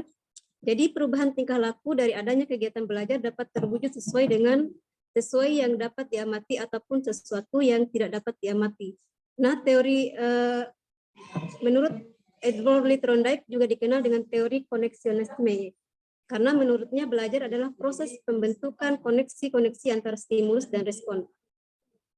Menurut Thorndike, dia mengemukakan 3 prinsip atau hukum belajar, yaitu yang pertama law of readiness atau hukum kesiapan, yaitu belajar akan berhasil jika anak memiliki kesiapan untuk melakukan suatu kegiatan. Karena jika anak memiliki kesiapan untuk merespon, maka akan menghasilkan respon yang memuaskan. Kemudian yang kedua law of exercise, yaitu hukum latihan, yaitu belajar akan berhasil apabila banyak latihan dan selalu mengulang-ulangi apa yang telah mereka dapatkan. Kemudian yang terakhir, law of effect atau hukum efek, yaitu belajar akan menjadi bersemangat apabila anak mengetahui dan mendapatkan hasil yang baik. Kemudian selanjutnya, menurut Skinner merumuskan teori pembelajaran yang dikenal dengan opera conditioning. Teori ini menyatakan bahwa aspek-aspek lingkungan seperti stimulus, situasi, dan peristiwa berperan sebagai tanda-tanda untuk pemberian respon. Penguatan dapat memperkuat respon dan peningkatan kemungkinan terjadinya respon ini ketika misalnya anak mendapatkan stimulus atau rangsangan. Nah, menurut Skinner ada 3 konsep yang berhubungan dengan opera conditioning, yaitu yang pertama, penguatan positif atau positive reinforcement adalah penguatan yang menimbulkan kemungkinan bertambahnya tingkah laku. Contoh, seorang anak mencapai prestasi yang baik diberikan hadiah, maka anak tersebut akan mengulangi prestasi itu dengan harapan bisa mendapatkan hadiah lagi. Kemudian yang kedua, penguatan negatif atau negative reinforcement adalah penguatan yang menimbulkan perasaan tidak menyenangkan sehingga mengurangi terjadinya tingkah laku. Contohnya yayasan terlambat, mengumpulkan tugas karena tidak tahan dimarahi oleh gurunya. Kemudian yang terakhir itu hukuman atau punishment adalah respon yang diberikan konsekuensi yang tidak menyenangkan akan membuat anak tertekan. Contoh, seorang anak yang tidak mengerjakan tugas tidak diperbolehkan tidak diperbolehkan bermain bersama teman-temannya sebagai bentuk hukuman. Selanjutnya itu penerapan teori behavioristik, yaitu di sini penerapan teori behavioristik dalam pembelajaran. Aliran psikologi belajar yang memberikan kontribusi besar terhadap arah pengembangan teori dan praktek pembelajaran hingga kini adalah aliran teori behaviorisme. Teori belajar behaviorisme ini menekankan pada pembentukan perilaku yang tampak sebagai hasil belajar pada anak. Menurut Mukima dalam Irwan 2015, dia mengemukakan bahwa dalam pembelajaran ada beberapa prinsip umum yang harus diperhatikan dalam teori belajar behaviorisme, yaitu antara lain yang pertama, belajar adalah perubahan tingkah laku. Seorang anak dikatakan telah belajar jika anak tersebut menunjukkan perubahan tingkah laku. Kemudian yang kedua, dalam belajar diperlukan adanya stimulus dan respon. Selanjutnya dibutuhkan reinforcement atau penguatan dalam pembelajaran, karena penguatan ini merupakan faktor yang dapat menguatkan timbulnya respon. Sebuah respon akan semakin kuat apabila penguatan baik dalam bentuk positif dan negatif ditambah. Kemudian ada juga teori penerapan teori belajar behaviorisme dalam pembelajaran agar tercapai tujuan belajar secara maksimal, yaitu yang ada 2 hal secara umum. Yang pertama, menganalisis kemampuan awal atau karakteristik anak. Guru harus mampu menganalisis karakteristik awal anak sebelum merancang pembelajaran yang akan diajarkan kepada peserta didik. Kemudian setelah itu, guru akan merencanakan materi pembelajaran yang akan diajarkan kepada siswa. Adapun penerapan lain yang bisa dilakukan dalam teori belajar behaviorisme ini, yang pertama, mengidentifikasi tujuan belajar dan melakukan analisis pembelajaran, mengidentifikasi karakteristik dan kemampuan awal, menentukan indikator keberhasilan belajar, mengembangkan bahan ajar, mengembangkan strategi pembelajaran yang akan digunakan, mengamati stimulus yang mungkin bisa diberikan kepada anak seperti latihan, kemudian menganalisis respon pembelajar, selanjutnya memberikan penguatan atau reinforcement, baik penguatan positif maupun penguatan negatif. Kemudian yang terakhir merevisi kegiatan pembelajaran. Nah, di sini poin kelima yang akan saya bahas yaitu kelebihan dan kekurangan teori belajar behavioristik. Yang pertama, kekurangan. Mungkin kelebihan dan kekurangan tidak perlu saya bahas karena sudah dibahas oleh presenter pertama. Ini ada 8 untuk kelebihan. Kemudian untuk kekurangannya ada 9 poin. Kemudian selanjutnya itu penutup. Nah, teori belajar behaviorisme memandang bahwa belajar merupakan perubahan tingkah laku sebagai akibat adanya interaksi antara rangsangan, stimulus, dan respon. Teori ini mengutamakan pengukuran, sebab pengukuran merupakan suatu hal penting untuk melihat terjadi tidaknya perubahan tingkah laku tersebut. Edward Lee Thorndike dengan teori koneksinismenya menyatakan bahwa belajar adalah proses pembentukan koneksi-koneksi antara stimulus dan respon. Belajar menurut Edward Lee Thorndike ialah pembentukan SR yang tidak lain adalah stimulus respon sebanyak-banyaknya melalui latihan dan pengulangan dengan prinsip trial and error. Adapun Skinner dengan teori opera conditioning menyatakan bahwa unsur terpenting dalam belajar adalah penguatan. Penerapan teori belajar behaviorisme dalam pembelajaran yaitu menuntut guru agar menganalisis kemampuan awal dan karakteristik anak, kemudian merencanakan materi pembelajaran yang akan diajarkan kepada anak.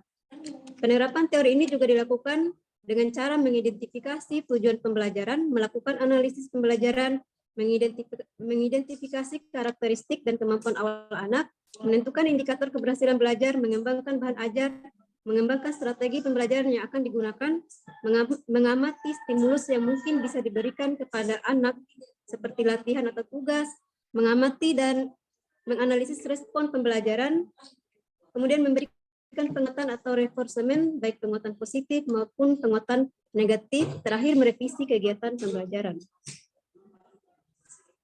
Nah, ini ada pun referensi saya, bisa dilihat dalam slide. Ada beberapa yang saya masukkan. Mungkin itu saja yang bisa saya presentasikan untuk teori pembelajaran behaviorisme dalam pembelajaran. Lebih dan kurang saya mohon maaf. Saya kembalikan kepada ketua tingkat.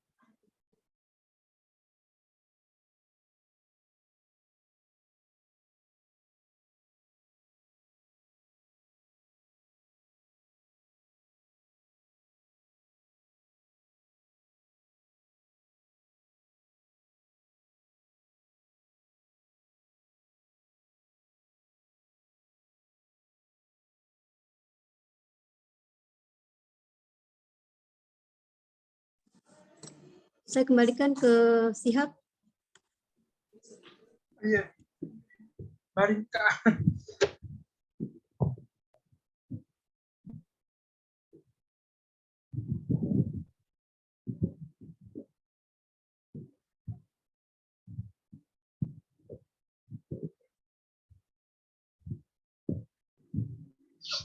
Ya, kita diskusi atau bagaimana?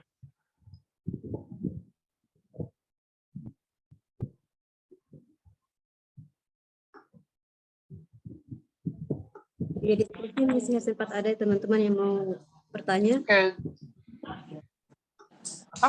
Diskusi atau langsung? Diskusi atau masih ada yang mau presentasi?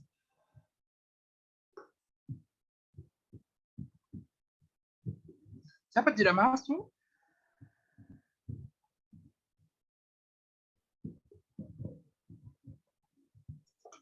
Nasib, Pak Nasib. Mentong. 2 orang pi.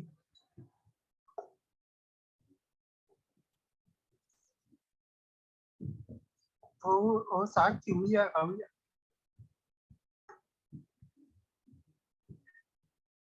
Penting.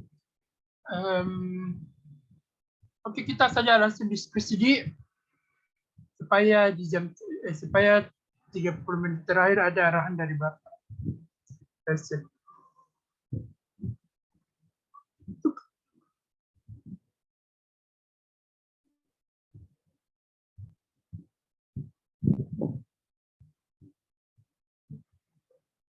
Ya, yang mau berbagi atau sharing dipersilakan.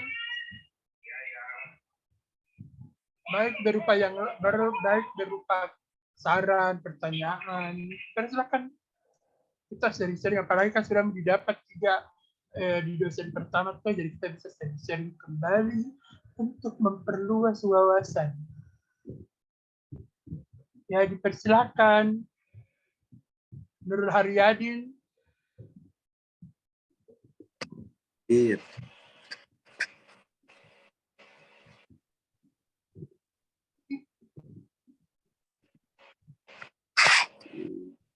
Sharing nih.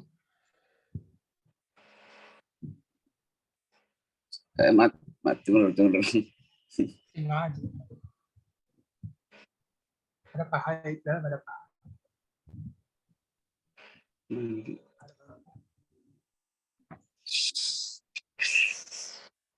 Ya, silakan, ada yang mau disampaikan? Siapa tahu mungkin ada yang terlewatkan dari 4 presenter ini yang berkaitan dengan dosen pertama kemarin.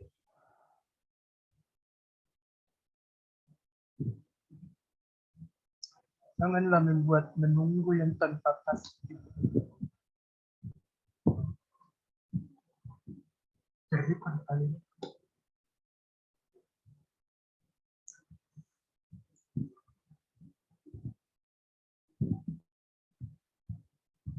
Andi Musniar, ada yang mau ditambahkan atau ada yang mau didiskusikan? Wabsen satu-satu deh. Satu-satu. Bertanya boleh? Ya, silahkan. Kenapa dari tadi? Ya. Ada jenis kita jawab. Oke. Baik, terima kasih atas kesempatan yang diberikan. Saya akan bertanya, mungkin langsung saja, kan perilaku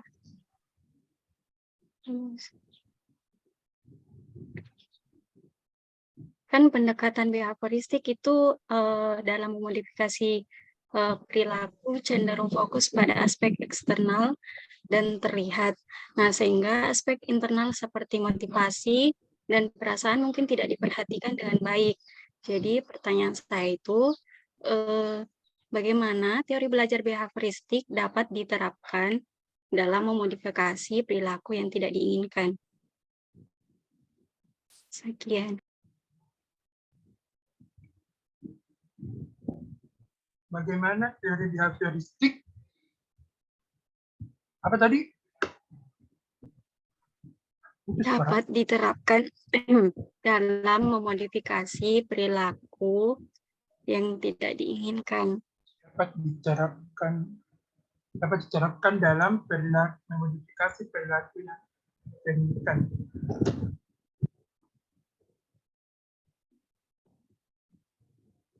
Tiga presenter tadi, empat sama saya.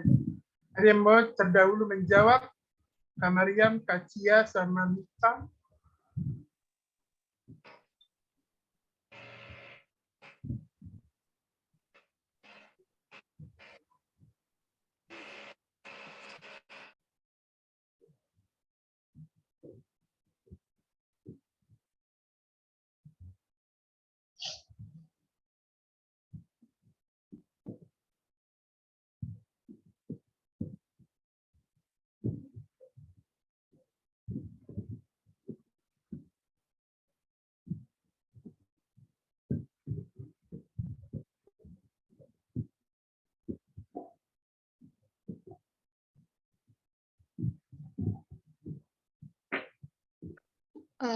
Tabe, siapa tadi?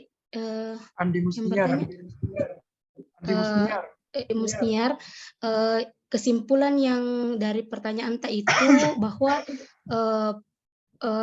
bagaimana kalau misalnya ada perilaku yang tidak diinginkan, bagaimana caranya behavioristik itu memfasilitasi itu, begitu?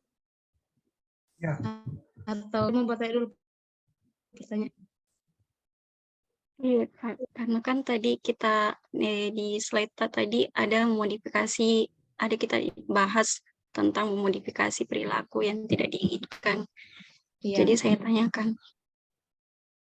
Jadi kalau menurut saya, kalau pada teori behavioristik ini, kan misalnya kita memberikan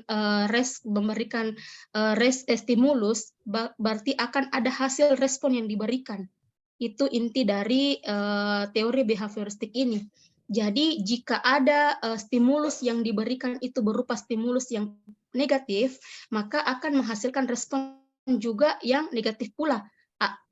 Kecuali ada pantulan atau arahan dari luar yang mengakibatkan bahwa tidak ada interaksi seperti itu, stimulus itu atau respon itu. Jadi menurut saya cara mengatasinya yaitu dengan cara memberikan stimulus yang baik lagi kepada yang melakukan hal tersebut sehingga ada respon yang baik pula untuk hal tersebut.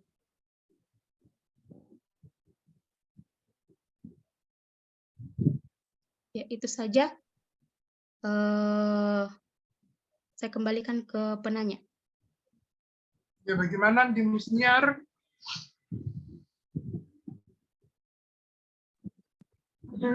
Terima kasih atas jawaban yang diberikan oleh Kak Ausia. Mungkin saya butuh satu pendapat lagi. Saya tambahkan. Terus lanjut, behaviorisme itu memandang bahwa perilaku manusia itu bersifat reaktif. Tindakan yang dilakukan oleh manusia itu diakibatkan oleh rangsangan dari luar. Jadi kadang ketika kita memberikan respon, tidak sepenuhnya akan menghasilkan stimulus. Ketika memberikan stimulus tidak menghasilkan respon yang begitu, karena perilaku manusia itu bersifat reaktif. Itu menurut saya. Saya persilakan kepada teman-teman presenter yang lainnya.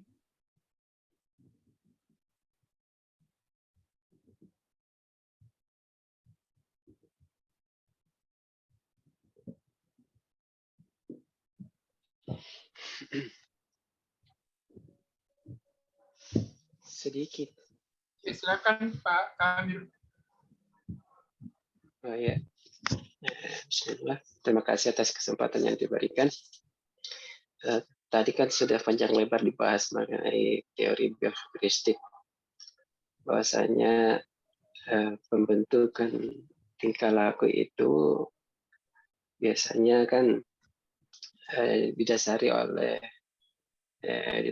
oleh beberapa hal. Dan kadang-kala dalam tingkah laku itu ada hal yang muncul, ya misalnya seperti yang ditanyakan tadi oleh teman kita tadi, dan bagaimana caranya untuk kemudian memodifikasinya. Nah, tentu saja hal pertama yang perlu kita ketahui adalah perlu ada yang namanya identifikasi dulu. Identifikasi perilaku apa yang kemudian muncul itu, atau identifikasi negatif apa yang kemudian muncul. Misalnya saja atau kebiasaan merokok. Kebiasaan merokok kan adalah salah satu tingkah laku yang sifatnya negatif, walaupun termasuk ke dalam kategori pembelajaran behavioristik. Nah, dan tentu untuk mengubah itu kita harus mengidentifikasi bahwasanya kebiasaan merokok adalah sesuatu yang tidak bagus. Nah, untuk menghentikan kebiasaan merokok itu, lalu kita berikan penguatan positif bahwasanya merokok itu tidak bagus. Bahkan sudah ada labelnya di rokok itu, merokok itu bisa menyebabkan kanker, dan bagi ibu hamil kan bisa menyebabkan banyak hal. Nah, dengan penguatan seperti itu, kebiasaan yang tadinya yang negatif kan sedikit demi sedikit bisa kemudian untuk diatasi. Bukan hanya sampai di situ, penguatan positif itu harus senantiasa untuk kemudian terus-menerus untuk diulangi. Kita ulang-ulangi sehingga penguatan itu semakin penguatan itu semakin kuat. Nah, seperti itulah penguatan yang diberikan terhadap tingkah laku yang memberikan efek negatif bagi pelakunya. Saya kira seperti itu. Sedikit tambahan dari saya.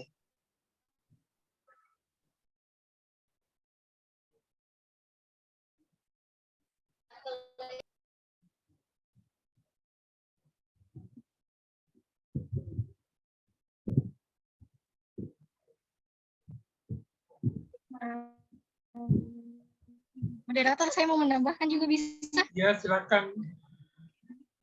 Halo. Oke, jadi tadi pertanyaannya bahwa bagaimana caranya itu teori behaviorisme dia bisa menurunkan perilaku yang kurang baik atau menyimpang. Nah, seperti tadi sudah sempat saya jelaskan kalau misalnya teori behaviorisme ada prinsipnya itu adalah reinforcement dan juga punishment. Nah, reinforcement itu digunakan untuk meningkatkan perilaku, sedangkan punishment itu untuk menurunkan perilaku. Nah, apabila perilaku atau responnya itu baik, kita pakai reinforcement atau supaya dia meningkat. Seperti contohnya itu adalah pemberian hadiah. Nah, kalau punishment dia itu digunakan untuk menurunkan perilaku. Contohnya apa? Itu seperti dia memberikan poin-poin atau hukuman. Nah, jadi kalau misalnya saya bisa artikan ini perilaku menyimpang itu adalah ketika siswa melakukan kenakalan atau melanggar aturan. Nah, treatmentnya itu kita berikan poin atau berikan hukuman dan punishment. Nah, nanti itu hasilnya atau responnya siswa akan menurunkan perilakunya, jadi dia tidak melakukan perbuatan buruk itu lagi. Untuk saya. Bagaimana Dimisniar? Iya, terima kasih atas jawaban yang diberikan. Jadi yang dapat saya simpulkan tadi jawabannya. Jadi teori belajar behavioristik diterapkan dalam modifikasi perilaku yang tidak diinginkan itu yang pertama identifikasi perilaku yang tidak diinginkan, kemudian yang kedua pilih penguatan yang sesuai, kemudian pilih hukuman yang sesuai. Jadi saya cukup paham dan mengerti apa yang telah dijelaskan. Terima kasih.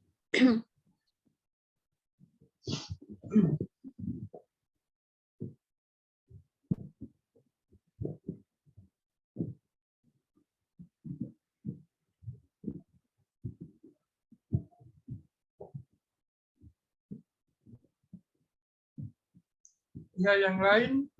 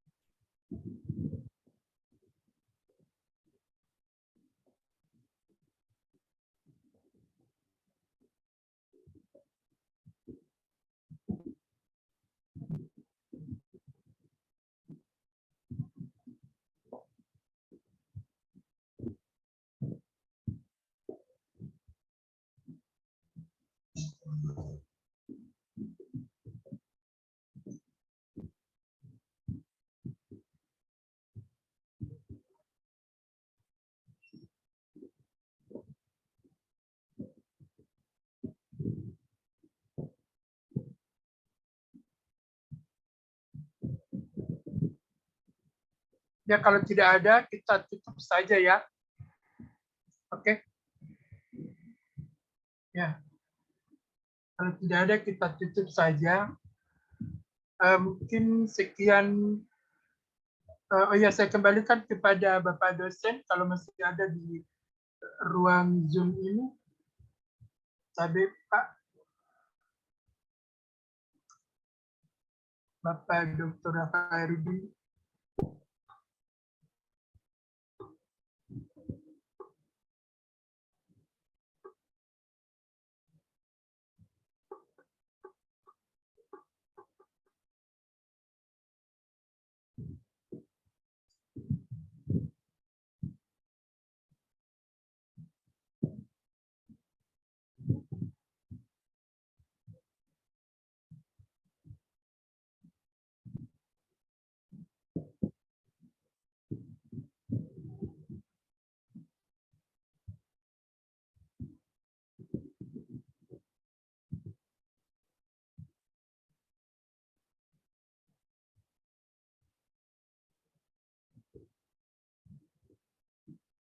Ya, mungkin cukup sekian. Sampai bertemu di pekan depan tuh tentang apa pekan depan? Behavior kognitif ya. Kita sepakati kognitif ya. Teman-teman kognitif, oke? Teman-teman Iya, bagaimana kognitif, oke? Iya, kognitif memang kognitif. Iya, teman-teman. Ya, pekan depan. Tapi teman-teman izin bertanya dulu. Ya, Yang pekan keempat, depan. Ya, silakan. yang keempat itu teori apa? Karena saya minggu lalu tidak hadir. Sosial kayaknya di sosial. Kan behavioristik, kognitif, humanistik dengan apa? Kontrivistik apa? Konstruktivisme. Konstruktivistik. Konstruktivisme. Yang keempat apa? Yang keempat apa? Apa? Humanistik kan? Kenapa terpantul suara? Siapa ini?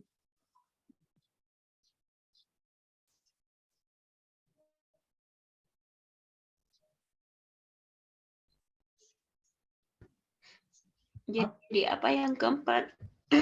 Tunggu bagi saja di grup, nanti ku kirim di grup di. Oke, Bukan saudari Arham. humanistik. Ya. Apa? Kan humanistik atau salah? Kan behavior. Kayaknya humanistik tahu ah. Iya, behavior. Kognitivisme, humanistik, konstruktivisme. Konstruktivisme. Apa itu nak kirim Amir? Oh ya tahu ah. Ada di grup Karham. Ya, kita sepakati pekan depan teori kognitif ya. Oke, Bini. Ya, teman-teman yang belum presentasi bisalah menyiapkan PPT-nya tentang teori belajar kognitif ya. Ya, teori belajar kognitif. Ya, mungkin cukup sekian. Kalau ada kelebihan itu datangnya dari Allah Subhanahu wa taala, kalau kekurangan itu dari saya diri sendiri karena manusia tak luput dari kekurangan dan kekhilapan. Sekian, billahi taufiq wal hidayah. Assalamualaikum warahmatullahi wabarakatuh.